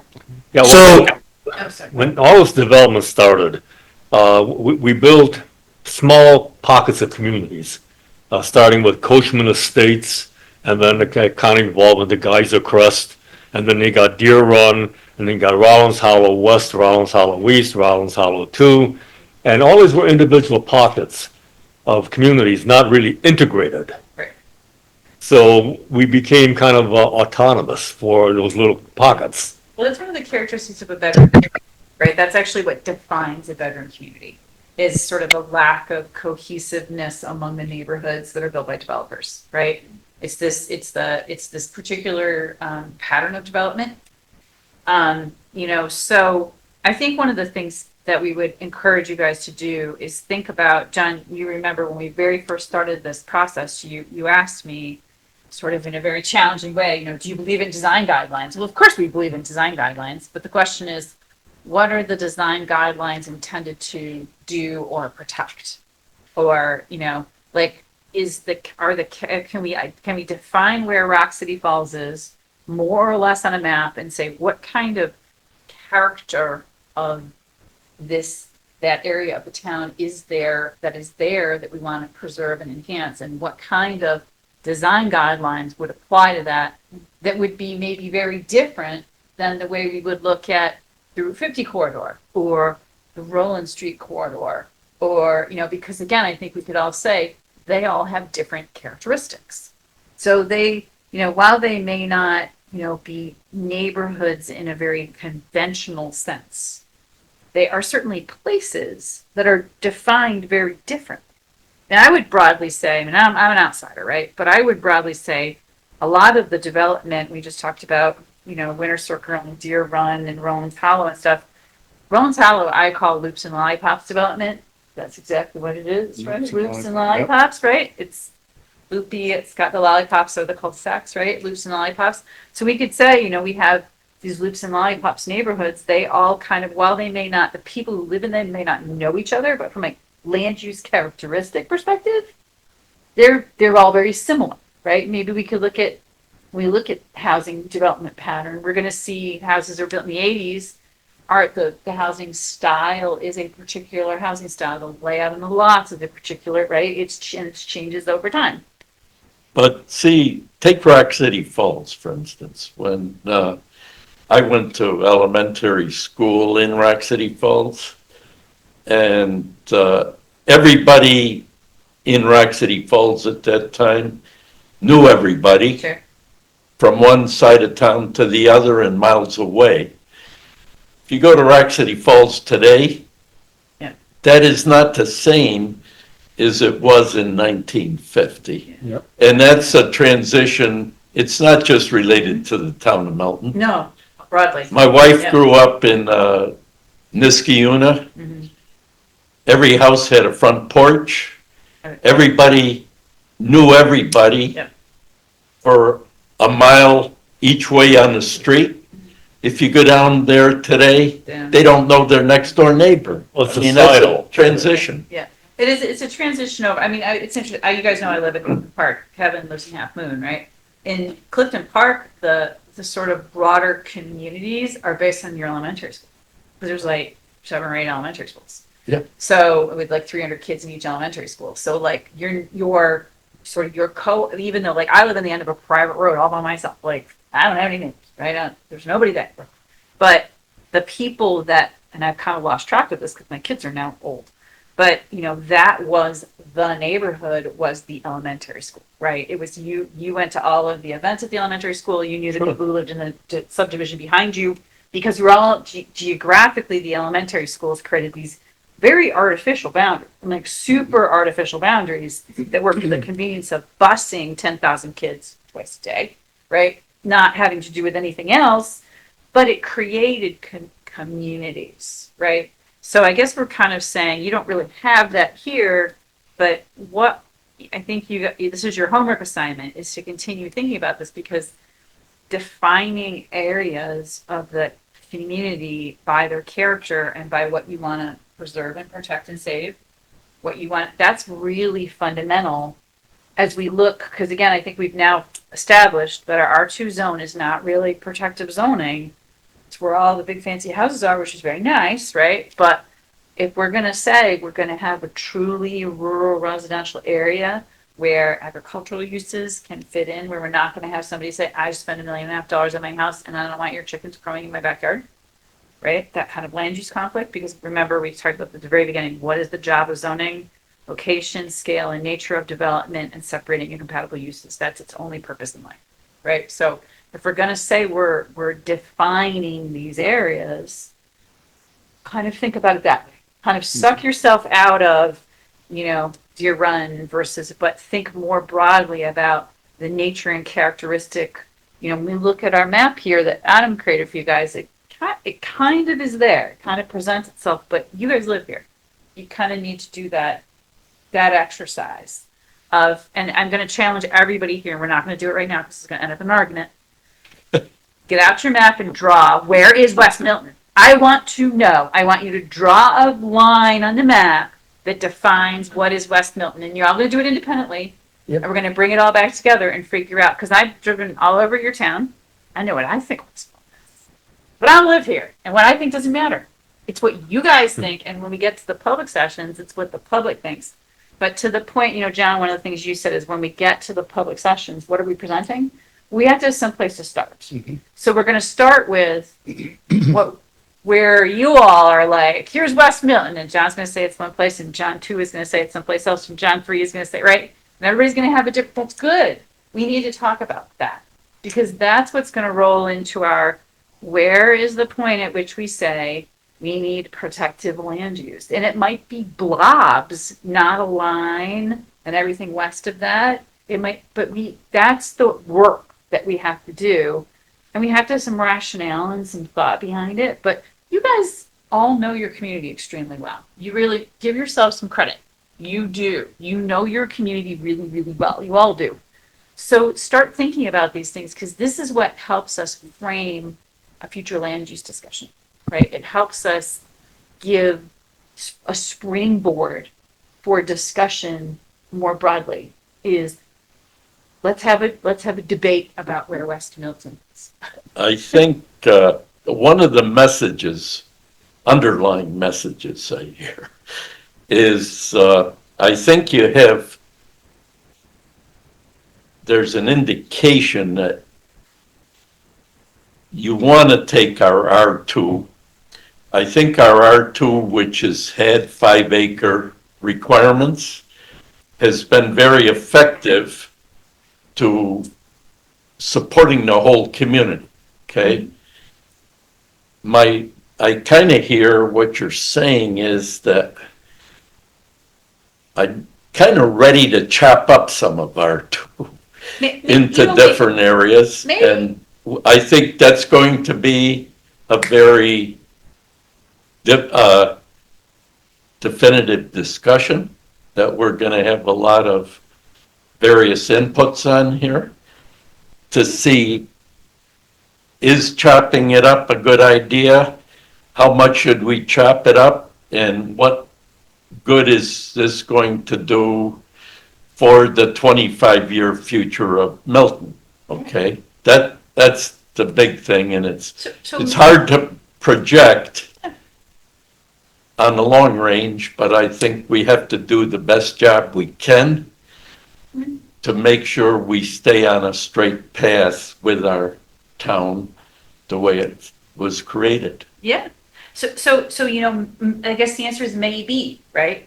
But, you know, maybe we get together as a whole community and we do a lot of public outreach and people say, you know, I'm okay with the R2 continuing to develop one-off multi-million-dollar houses on 5-acre lots. Maybe everybody says it's okay.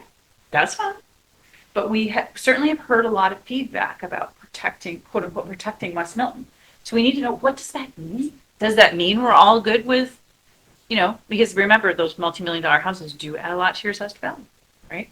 And we talked about how if you want to keep open space open and in private hands, the way to do it against development pressure is to make it so that the taxes are not so high that people can afford to keep it open, right?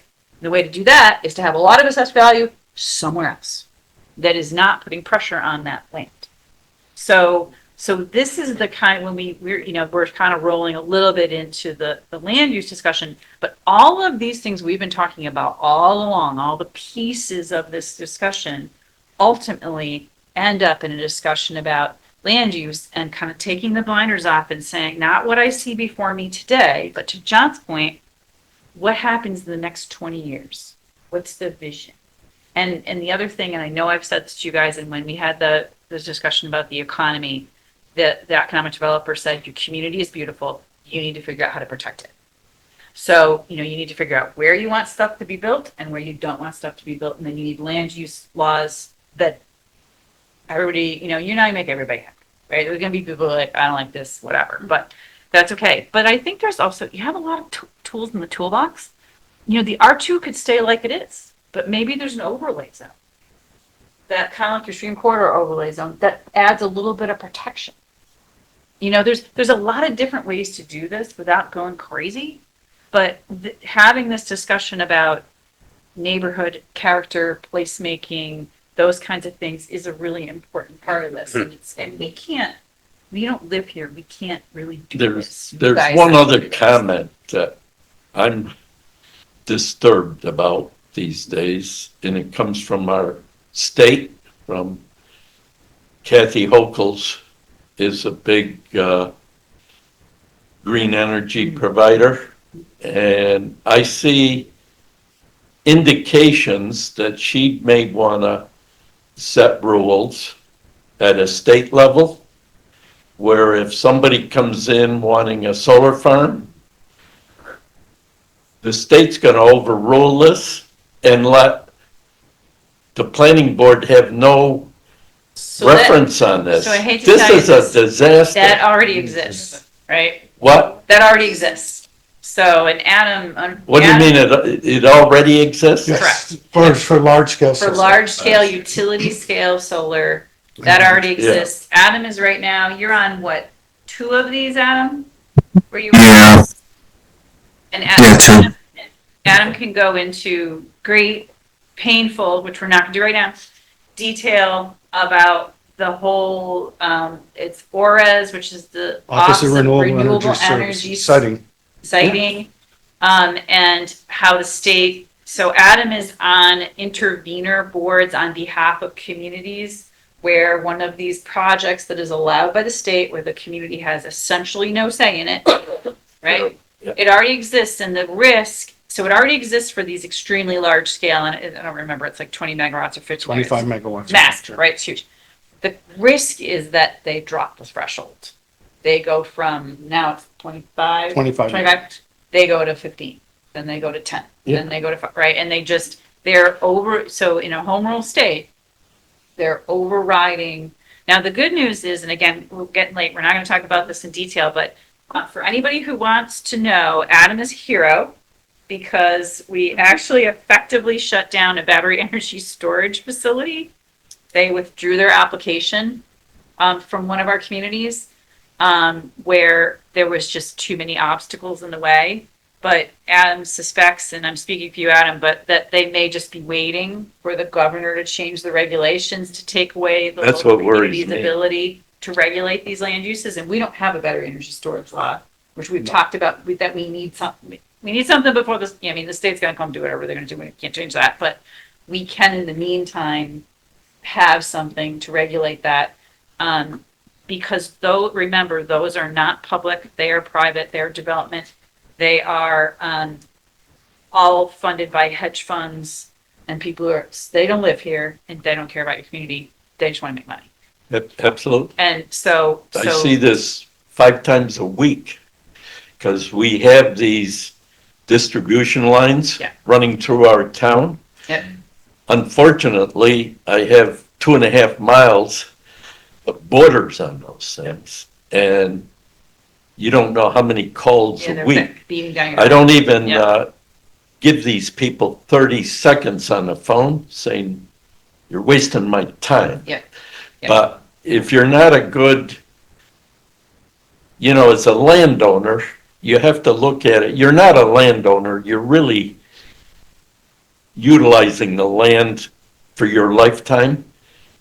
So if you want to be a tenant of the neighborhood, you have to realize I'm not a landowner. I'm just Yeah. holding this for this time period. Right. And Those decisions have, there's a lot of people that don't look at it. that's right. They have really long. That's a great point, John. Yep. What's So- that? So, Move on to public Adam, I comment. think we're gonna go to public comment Okay. and we're gonna kick the balance of this off to our, as part of the land use discussion in January, right?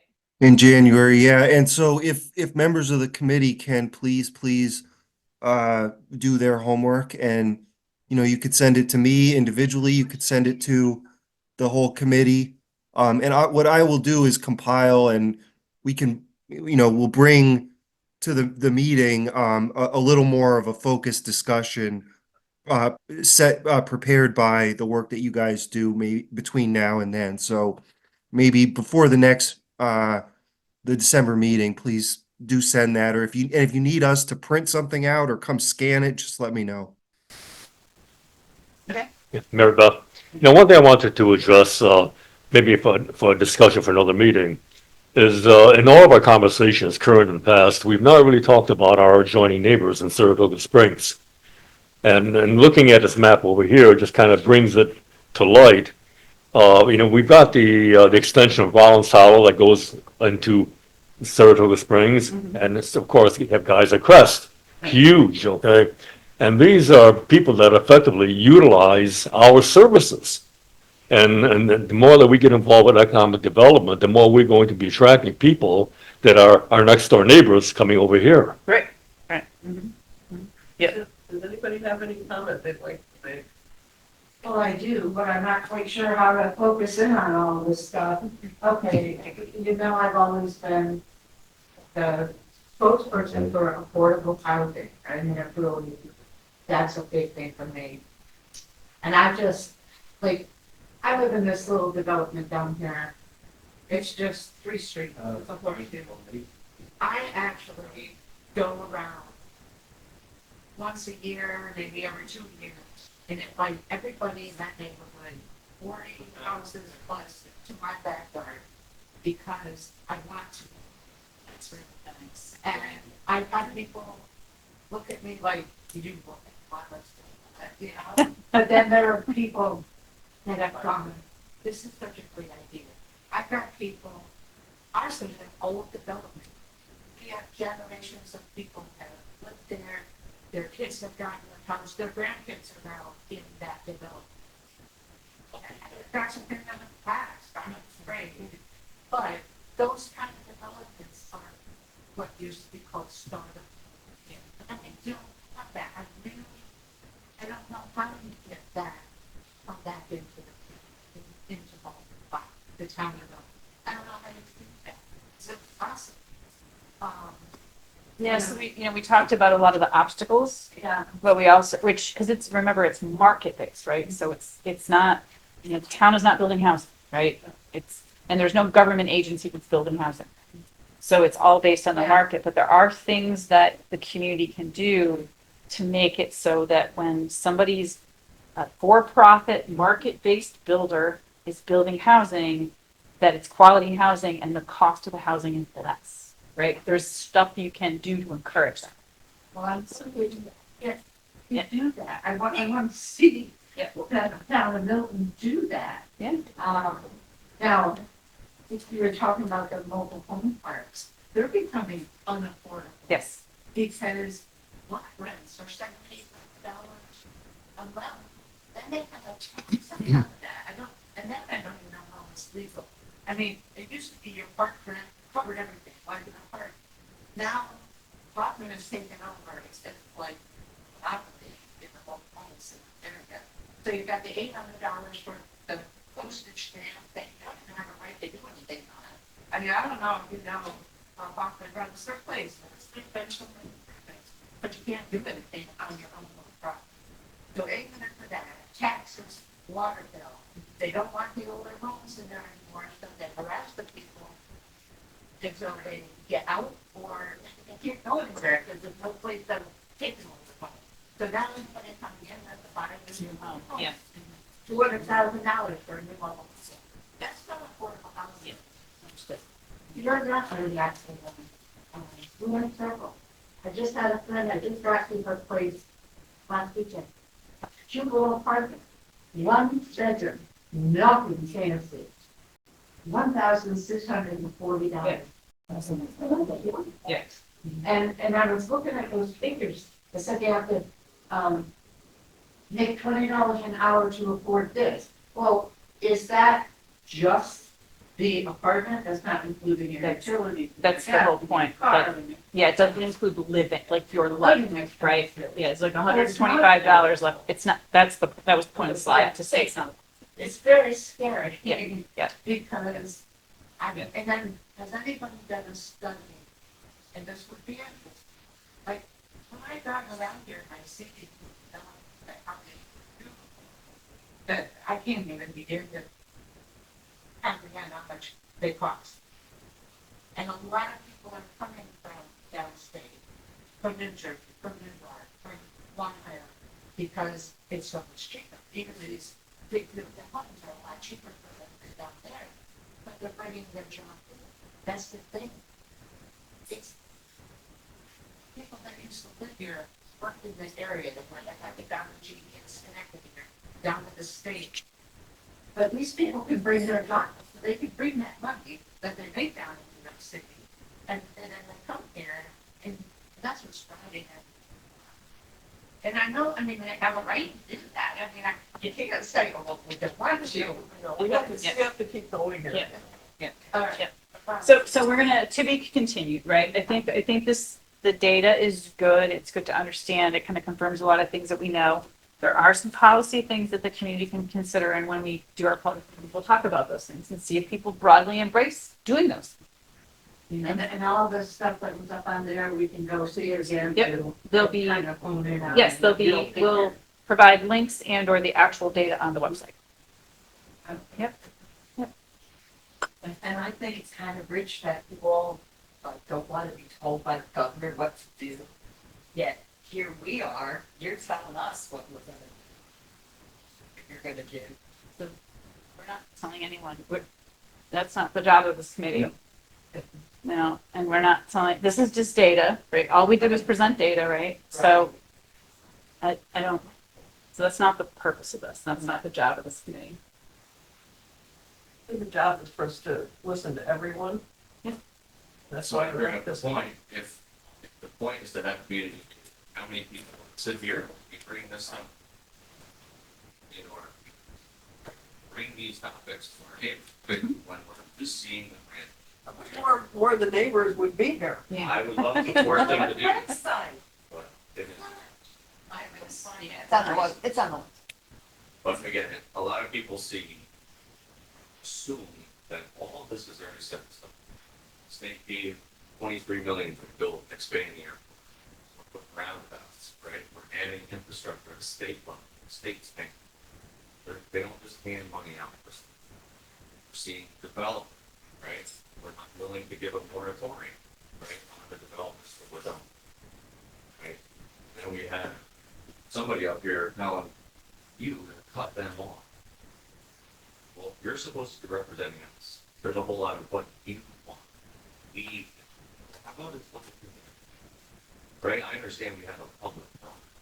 But again, taking these things to our neighbors, to the public, right? We're taking our time to sit here because we want to have some oversight over what we're talking about. But at the end of the day, like, it's us, you know, we're not equal to developers. If a developer doesn't want to come here because they're not going to make money, so be it. They don't have to come here. So why do we give a crap if they do or don't? Like, okay, it makes more taxes, right? We get more money through tax revenue. Why do we need more money for tax revenue? Right, because we want to build more things, we want to create more development. Again, ask the community what they think. Are we worried about the R2? Because it was floated last week that we're going to start developing infrastructure out that way just in case. I So don't know, I wait, don't wait, remember that guy. No one said that. No. That's never been proposed. There It's wasn't- not there gonna wasn't Water happen. that was talked about, running water infrastructure out. Not to What the was- R2. No, Nope. not at all. Not at all. That's been a firm thing for over 20 In fact, we're years talking about the to not opposite. extend We're infrastructure. talking out there. about, right now, there aren't strong enough guardrails to prevent that. We're talking about making stronger guardrails to prevent that. So then the policies should be the focus of what we want. That's Whether right. it's more development or less, the policy is what we should focus. That's right. And that's what the purpose, when we get to the public meetings, where this is all gonna be, we're gonna have public meetings in the new year. People need to come to those meetings and say, like we just said, is everybody good with building multi-million-dollar houses on 5-acre lots and lots in the R2 or not? If the community is good with it, then great. If the community's not good with it, then we need to change the policy, because that's what's allowed right now. So I think that maybe there's not understanding that this board's not making any decisions. This board is gathering information.